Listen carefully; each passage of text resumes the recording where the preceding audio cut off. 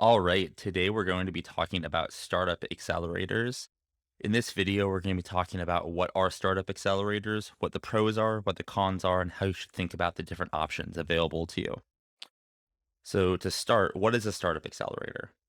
Well, there's no actual definition, like in the Webster's dictionary, of what a startup accelerator is. In fact, what most people think of when they think of accelerator, which is Y Combinator, for the first decade that they were around, the founders didn't actually think of themselves as an accelerator. So the accelerator word was kind of thrown onto this certain model. And then today we're going to be talking about the model. The model is this idea that you can take a, first time, second time founder that doesn't have that strong of a network, that doesn't really know how the game works, and ultimately invest a little bit of money into them. These days, the standard is in between 100 to 125K for a chunk of their company, usually 5 to 7%. And in a short amount of time, you accelerate that company. You help them get more valuable. You teach the founders ultimately how to fundraise. You teach them how to grow. You pretty much just do whatever it takes to make that company more valuable. And in general, usually about 3 to 6 months later, depending on the program, there's a demo day where all of a sudden these companies are able to share what they're doing with the accelerator's investor base. And then the investors can decide to invest in these companies. The whole point of an accelerator is it accelerates, or it's supposed to accelerate the point from founding to raising capital so you can go on and building a really big company. And that's kind of the goal of them, right? So that's what an accelerator is. And just as a reminder, generally accelerators invest 100K to 125K for approximately 5 to 7% of the company. So that is all you need to know about high level what an accelerator is. And you might be wondering, oh, Matt, this is great. Like, I want to do an accelerator. How do I get started? Well, before we get to that point, I want to talk to you about some of the pros and cons of doing an accelerator. Some of the pros are it is extremely valuable for first-time founders that might kind of identify as outsiders, people that don't already have a Silicon Valley investor-based network. I mean, you go through something like Techstars, Y Combinator, you are thrusted into these tier one accelerator networks that kind of have all eyes on them. So when you say that you're a Y Combinator back company, Mark Andreessen might raise his eyebrow, or, some of these tier one investors might say, oh, you're a YC company. I want to spend, more time with you because you've already crossed this certain like level of vetting, right? So it's signal. The second is it's money. Y Combinator, Techstars, launch all these, firms ultimately get involved, usually pretty early in a company's life cycle, and sometimes so early that no one else would get involved. So that $100,000 or that $125,000 could be the capital that allows you to keep going and just, survive. So, I mean, forget the signal, forget the network. I mean, it's cash money, which you need as a founder. And I'll say the last thing, and this might be the thing that's, most misunderstood, is going through an accelerator, if they do their job right, is it actually helps you understand the rules of the game that you are playing. And if you're trying to build a venture-backed company, you might think you know what you're doing, but in reality, there's kind of two things to understand. There's how to understand company building and like your specific problem, your specific solution. And then there's understanding the rules of the game of capital formation and venture capital in Silicon Valley. And most founders think, they'll figure it out, and some do and some don't, but accelerators really accelerate the learning of these founders to help them understand how does it actually work? How does venture capitalists think, not from what I read in books, but from real life, right?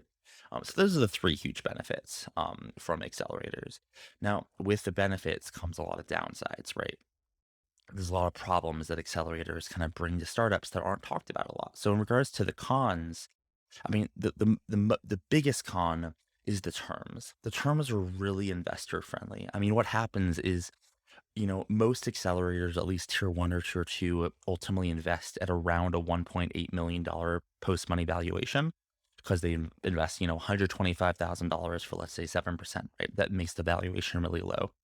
And what this means is they have this sweet deal, and just in a matter of 3 months, this deal is marked up by like 2 or 3 times, because it has to be, because them getting in at such a low valuation puts you in a position where you need to raise at a certain valuation after demo day in order for you to not be super diluted.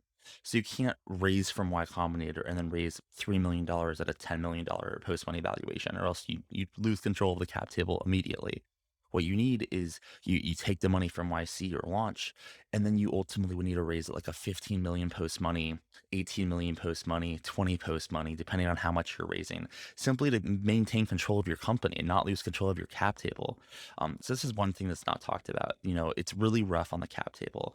Not to mention some specific accelerators take pro rata rates, for as long as they possibly can. Some take board seats.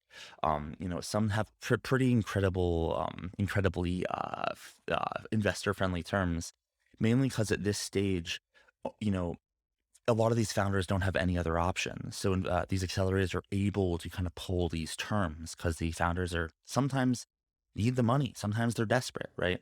The second thing is that, many people think that if you get into a Techstars or you get into a Y Combinator, you're guaranteed for success. Like, oh, I'm in the accelerator, we're good.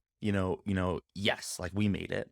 But in reality, this is like not how it works. In fact, I read a stat in the last few years that 80% of the Y Combinator backed companies don't actually, exit for anything substantial. They don't make a return. And within that 20%, there's a small amount that obviously, as we all know, because of the way that returns are distributed, there's like 5 to 10 companies that actually make YC the most amount of money. But no one tells you this when you're going through interviews and you're learning about accelerators. So if they go, we'll help you raise money, we'll connect you with investors. This is what you need to plug into the system. But in reality, it doesn't work for everyone. In fact, most companies don't succeed when they go through these accelerators, and this is something that isn't talked about. And the last thing I would say is in the current market, things are flush. We're at a market top. I think we're in a market top. Maybe we'll keep going, but ultimately, going through an accelerator really is it gives sometimes has negative signaling. It tells an investor that, hey, this is a founder that wasn't able to raise capital on their own, so they needed to work with an accelerator that gives them really poor terms in order to get to a place where they could raise money. Me as an investor, this makes my job harder simply because their cap table already has an accelerator on it. It's going to be more bloated than it would be otherwise. And at the end of the day, this is a founder that didn't already have the network. Maybe I just want to pass completely because they couldn't do it alone. And I think there is some sort of, especially in this market, signaling issues that come from accelerators. Now you know what an accelerator is, some pros, some cons. If you're thinking about an accelerator, which ones, should you consider? Which ones should you kind of ignore? Well, I mean, most accelerators are bad. I would say 95% of accelerators are bad. And I'm sure there's some that are out there that are good that I haven't heard of. But in general, you want to evaluate an accelerator based on what other founders have gone through that have been successful and what they have to say with for it. Then additionally, what other founders have gone through that didn't succeed and what they had to say about it. The best accelerator in the world by far is Y Combinator. They backed Airbnb, they backed Stripe, they backed Reddit, they backed, Dropbox, they backed hundreds of companies that we all know. That's kind of the tier one. Some other tier one ones that I would consider pretty good is Techstars. I also think Launch is really good. Launch is done by Jason Calacanis. And there are a few others, but I think if you're accepted into an accelerator that you haven't heard of before and you're doing vetting, I would really just try to understand, are the terms standard compared to tier one accelerators? What I mean by that is, are they taking more of a chunk of your company than Y Combinator would or Techstars would? And if they are, maybe you should realize that this may not be the best deal for you because if it's not a tier one accelerator and they have really weird terms, there's something probably wrong. My advice is try not to value your company below 1.8 million. Even that is like way too low. But that's what Y Combinator does. That's what Launch does. That's what Techstars does. So if you got an accelerator that's valuing you at like 500K, 300K, I would really second guess that. And then in addition, um, I would really, use independent thinking. There's a lot of capital in the market right now, which means there's a lot of accelerators that say really good things that you want to hear, but they may not be able to back it up.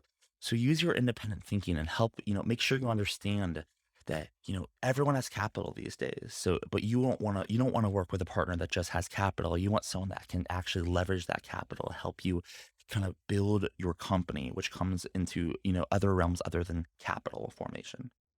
So that's my overview on accelerators. In the next video, I'm going to go deeper into the terms, but just to review for this video, accelerators are a way for you to accelerate the process of going from idea to raising capital. There's a lot of pros to them. It helps save you time, helps get you a network, gets you some cash. There's a lot of cons in that the terms are not founder friendly, so that you may not be successful. Ultimately, there's kind of a dissonance between what happens in accelerators and what people think happens in accelerators.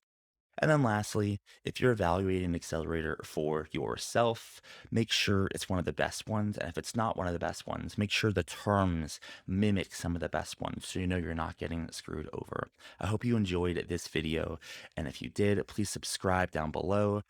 This is Seed Scout. I'm the founder of Seed Scout, and I hope you watch another video to help you understand more about thinking like an insider. Thanks for watching this video.